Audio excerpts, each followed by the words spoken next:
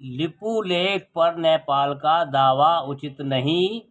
नई दिल्ली, पंजाब केसरी। भारत ने लिपुलेख दर्रे के माध्यम से सीमा व्यापार फिर से शुरू करने के उसके और चीन के फैसले पर नेपाल की आपत्ति को बुधवार को स्पष्ट रूप से खारिज करते हुए कहा है कि क्षेत्र में काठमांडू का दावा उचित नहीं है।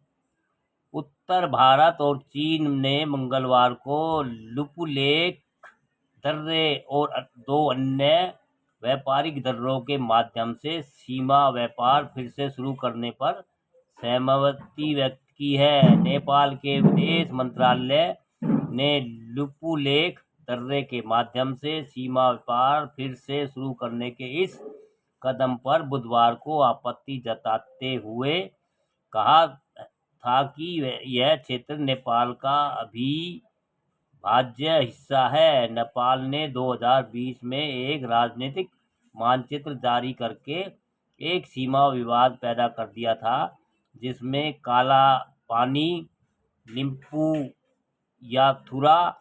और लिपुलेख को नेपाल का हिस्सा दिखाया गया था।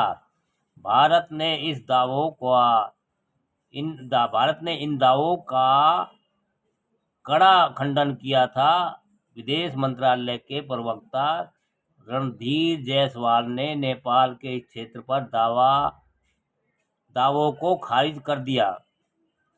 उन्होंने कहा कि हमने लिपुलेख दर्रे के माध्यम से भारत और चीन के बीच सीमा व्यापार को फिर से शुरू करने से संबंधित नेपाल के विदेश मंत्रालय की टिप्पणियों पर गौर किया है। जायसवाल ने कहा कि इस संबंध में हमारी स्थिति सुसंगत और स्पष्ट रही है। लिपुलेख दर्रे के जरिए भारत और चीन के बीच सीमा व्यापार 1954 में शुरू हुआ था और दशकों तक जारी रहा है। उन्होंने कहा कि हाल के वर्षों में कोविड-19 और अन्य घटनाओं के कारण यह व्यापार बाधित हुआ था। अन्य दो पक्ष इसे फिर से शुरू करने पर सहमत हुए हैं।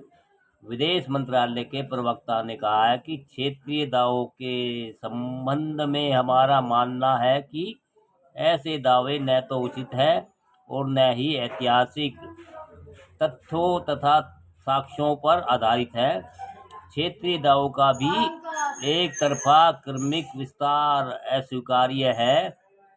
जायसवाल ने कहा कि भारत वार्ता और कूटनीति के माध्यम से लंबित सीमा मुद्दे के समाधान हेतु नेपाल के साथ सार्थक बातचीत के लिए तैयार है। लिपुलेख पर नेपाल का दावा उचित नहीं है। हाँ दोस्तों।